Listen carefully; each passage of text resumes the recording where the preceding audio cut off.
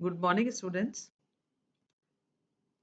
Chemistry के second paper यानी organic chemistry का आज का हमारा टॉपिक है सिंथेटिक डाइस। इससे पहले भी हम सिंथेटिक डाइस के बारे में आपको जानकारी दे चुके हैं।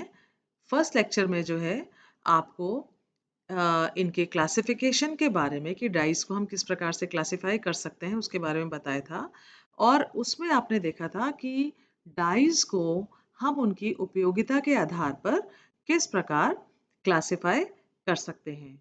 आज आप देखेंगे कि जो सिंथेटिक डाइज हैं उनको उनकी मूल संरचनात्मक इकाई के आधार पर किस प्रकार हम उनका वर्गीकरण कर सकते हैं। तो यहाँ आप पे सबसे पहले आप देखिए कि जैसा आपको यहाँ पे दिखाई दे रहा है क्लासिफिकेशन बेस्ड ऑन स्ट्रक्चर, तो उसमें सबसे पहला एग्जांपल है नाइट्रो डाइज। तो नाइट्रो डाइज जो होते हैं वो फिनोल के नाइट्रोडाइज जो है वो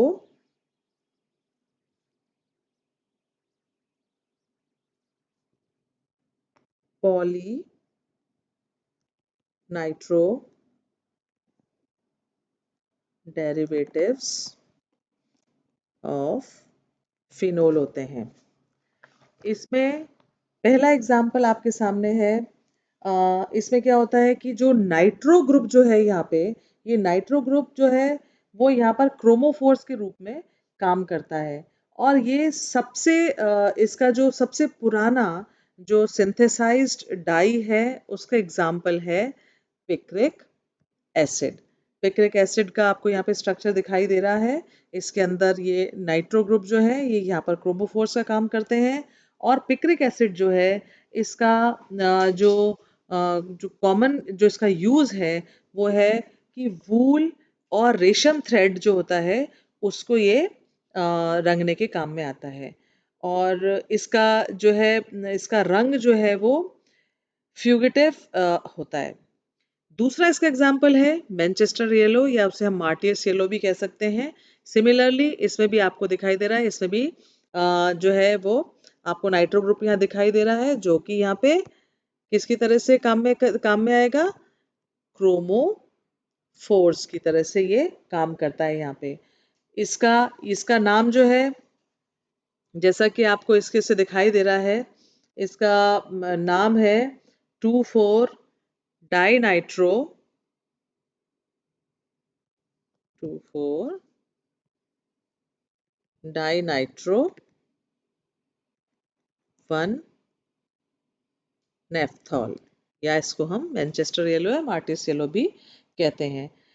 पिक्रिक एसिड की तरह से पिक्रिक एसिड की तरह से ये भी रेशम, ऊन आदि को आदि थ्रेड्स को रंगने के काम में आता है।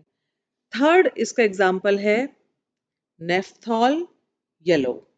नेफ्थॉल येलो एस, ये भी जो है इसका ना ये जो है क्या है, आपको इसके स्ट्रक्चर से आपको दिखाई दे रहा है ये क्या है, 2,4 डाइनाइट्रो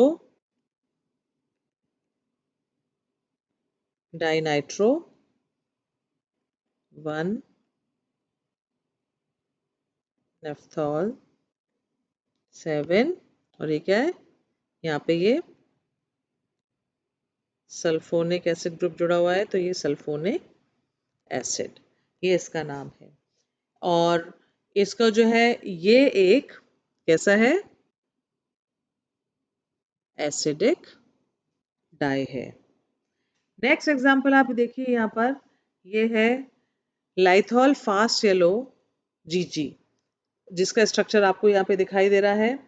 इसके बाद जो है सेकंड टाइप जो है, एक तो आप पहले आपने देखा नाइट्रोडाइज, अब जो सेकंड टाइप है वो है नाइट्रोसोडाइज। तो इसमें जो है इस प्रकार के जो डाइज होते हैं उसमें क्या होता है कि जो नाइट्रोसो ग्रुप जो है, जैसे उसमें नाइट्रो ग्रुप जो है वो क्रोमोफोर की तरह काम आ रहा था, यहाँ पे जो है नाइट्रोसो ग्रुप जो है वो क्रोमोफोर की तरह से काम करता है। और जो हाइड्रोक्सिल ग्रुप है वो ऑक्सोक्रोम की तरह से काम में आता है।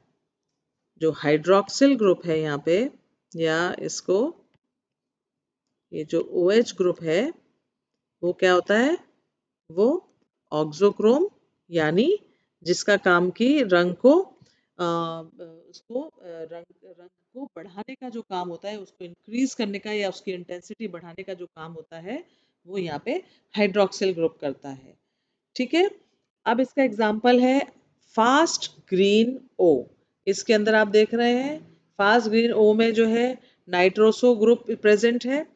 और इसी तरह से इसका एक एग्जाम्पल और है, इसका एग्जाम्पल है गैम्बीन आर या गैम्बीन वाई।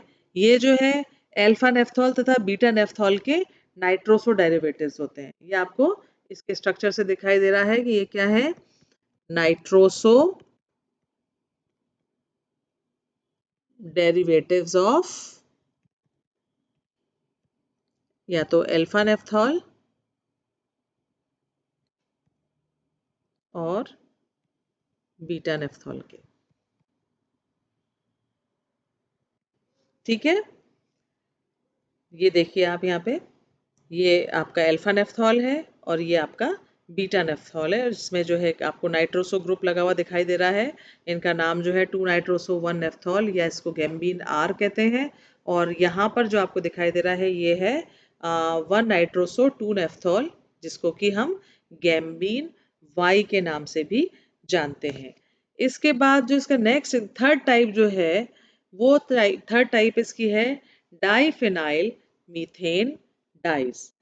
तो डाइफिनाइल मीथेन डाइज में क्या होता है, इनकी जो है, इनकी जो मेन संरचना जो होती है, जो इनकी मुख्य संरचना होती है, वो डाइफेनिल डाइफेनल मीथेन होती है। ठीक है, इनके जो एग्जाम्पल्स हैं, कॉमन एग्जाम्पल्स इनके हैं ऑरेमीन ओ। ऑरेमीन ओ जो है बहुत ही ब्राइट शाइनी येलो कलर के बेसिक डाइज होते हैं। कैसे बेसिक डाइज हैं ये। और इनका काम जो है, ये जो आपका सूत होता है या कागज है या आपका चमड़ा होता है, ऊन है, इनको जो है रंगने के काम में आता है। ये जो कच्चा और सस्ता रंग होता है, चीप रहता है और थोड़ा कच्चा रंग होता है, इसका जो रंग चढ़ता है वो थोड़ा कच्चा होता है। इसके अलावा नेक्स्ट एग्जाम्पल जो है वो है ऑरेमीन जी। ऑरेमीन जी जो है ये येलो, ग्रीन येलो डाई होता है। और इनका नेचर भी कैसा होता है, ये बेसिक नेचर का होता है ये भी। ठीक है, ये भी एक बेसिक डाई है और कैसा है ये, ग्रीनिश येलो डाई होता है। नेक्स्ट एग्जाम्पल जो है इसका ट्राइफेनिल मीथेन। ट्राइफेनिल मीथेन डाई जो है उसमें ये जो है, इसमें क्या होता है कि क्विनोनॉइड ग्रुप जो है इसमें क्रोमोफोर की तरह काम करता है। और ट्राइफेनिल मीथेन के बेंजीन रिंग में जो है, ये देखिए बेंजीन रिंग में जो है पैरा पोजीशन पर, ये पैरा पोजीशन पर अमीनो ग्रुप या हाइड्रोक्सिल ग्रुप जोड़ने से, अमीनो ग्रुप या हाइड्रोक्सिल ग्रुप जोड़ने से ये डाई बनता है। इसको जो है फर्दर हम दो क्लासेस में डिवाइड कर सकते हैं। पहली है अमीनो ट्राइफिनाइल मीथेन। ये जो हम बात कर रहे हैं, ये हम बात कर रहे हैं ट्राइफिनाइल मीथेन की। और ट्राइफिनाइल मीथेन को जो है हम फिर दो पार्ट्स में डिवाइड कर सकते हैं। एक है अमीनो ट्राइफिनाइल मीथेन, तो और अमीनो ट्राइफिनाइल मीथेन में क्या होता है कि डाई और tri amino substituted triphenyl methane basic dyes जो है, ये जो मिनरल एसिड्स होते हैं उनके साथ रिएक्ट करके और ये डाइज का निर्माण होता है। इनके एग्जांपल्स, इनके जो अमीनो ट्राइफिनाइल मीथेन डाई जो है, इसका कॉमन एग्जांपल है मेलाकाइट ग्रीन। मेलाकाइट ग्रीन का नाम आपने बहुत कॉमनली आपने इसको सुना हुआ होगा, और इसका स्ट्रक्चर जो है वो आपके सामने ये बना हुआ है। तो मेलाकाइट ग्रीन जो है, ये जैसे आपका वूल है या सिल्क है, इनको जो है डायरेक्टली उनके ऊपर अपन अप्लाई करते हैं तो ये रंग जाता है। जो इसमें जो है इसके अतिरिक्त ये जो है अपने कीटनाशी के रूप में भी ये काम में आता है। और क्योंकि ये जो है अपने जो एल्गी होती है, बैक्टीरिया से जो फंजाई होती है, फंगस से, और जो बैक्टीरिया से जो प्लांट्स जो अफेक्टेड होते हैं, उनको ये जो है ये पेस्टिसाइड्स के रूप में हम इसको काम में लेते हैं, उसको ये खत्म करने के काम में आता है। अब ये मेलाकाइट ग्रीन के बाद जो है दूसरा एग्जाम्पल इसका है रोजेनिलीन या मेजेंटा डाई। तो ये जो है इसके स्ट्रक्चर आप देख रहे हैं यहाँ पे, इसकी संरचना होती है, ये भी जो है ग्रीन कलर का होता है। और लेकिन इसके जो रेशम और जो वूल तथा जो इसके जो टैनिन द्वारा जो है मॉडर्न सूत बैंगनी लाल रंग प्रदान करता है, और ये जल के साथ जो है गहरा लाल रंग हमें देता है। ये जो है वाटर के साथ हमें डार्क रेड कलर देता है। इसकी जो है इसकी प्रकृति भी जो है ये इसके बाद आपका इसका नेक्स्ट एग्जांपल है इसका पैरा रोजेनिलीन भी जो है एक प्रकार का डाई है जो कि ऑलमोस्ट रोजेनिलीन की तरह से वर्क करता है। इसके बाद नेक्स्ट एग्जांपल आपका आता है एनिलीन ब्लू। एनिलीन ब्लू जो है उसका स्ट्रक्चर आप यहाँ पर देख रहे हैं, ये भी एक प्रकार का डाई है। नेक्स्ट आप देखिए, नेक्स्ट एग्जाम्पल आप देखिए, इस तरह से इसके बहुत सारे एग्जाम्पल हैं। एनिलीन ब्लू के बाद आप देख रहे हैं ये क्रिस्टल ब्लू है। क्रिस्टल ब्लू जो है ये भी जो है पानी के अंदर घुलकर जो है डार्क पर्पल जो है सॉल्यूशन बनाता है, और इसकी स्ट्रक्चर जो है आपको यहाँ पर क्रिस्टल ब्लू की स्ट्रक्चर आपको दिखाई दे रही है। इसके बाद जो है पहला आपने देखा था अमीनो ट्राइफेनाइल मीथेन डाइज। जैसा कि आपको शुरू में बताया था कि ये वाले ट्राइफेनाइल डाइज जो है, ट्राइफेनाइल मीथेन डाइज जो है वो दो तरह से बन सकते हैं, डाइज में कन्वर्ट हो सकते हैं, या कि पैरा पोजीशन पर, या तो उनके पैरा पोजीशन पर अमीनो ग्रुप ऐड हो, या फिर उनके पैरा पोजीशन पर हाइड्रोक्सिल ग्रुप जो है जुड़े। तो अभी जो आपने एग्जांपल्स देखे थे वो पैरा पोजीशन पर कौन से थे, जिनमें कि पैरा पोजीशन पर अमीनो ग्रुप जुड़ा। अब जो आप एग्जांपल्स देखेंगे वो है कि जिनमें कि पैरा पोजीशन पर हाइड्रोक्सिल ग्रुप जो है वो जुड़ेगा। तो इसका जो एग्जाम्पल है पहला एग्जाम्पल इसका है ऑरिन या रोजोलिक एसिड। ये जो है ये येलो ब्राउन कलर का एक सॉलिड सब्सटेंस होता है जो बेसिस के साथ रेड कलर देता है। और ये जो है इंडिकेटर बनाने के काम में आता है, और ये जो पेंटिंग्स या इन चीज़ों में जो है ये प्रयुक्त होता है। तो ये एग्जांपल आपका हुआ हाइड्रोक्सी ट्राइफेनिल मीथेन डाई का एक उदाहरण।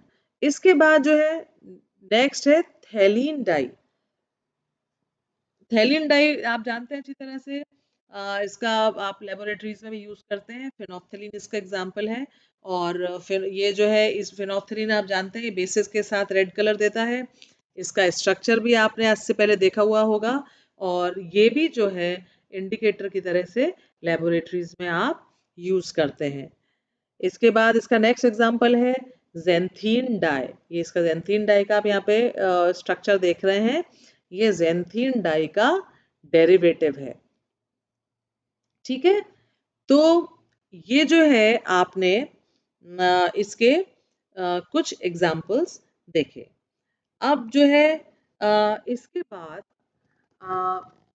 नेक्स्ट जो है, नेक्स्ट क्लासिफिकेशन जो है हम आपको नेक्स्ट लेक्चर में डिलीवर करेंगे।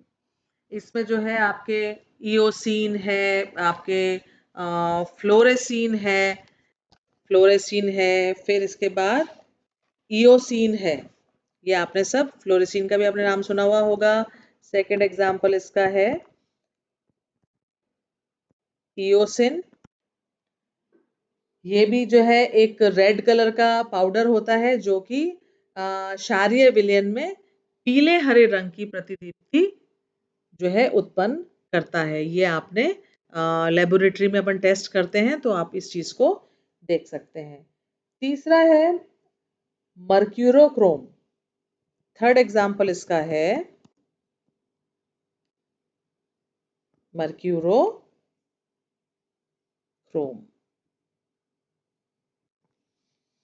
ठीक है, ये जो है डाइब्रोमोफ्लोरेसिन का जब हम मर्क्यूरेशन करते हैं उसके हाइड्रोलिसिस के बाद ये हमें प्राप्त होता है।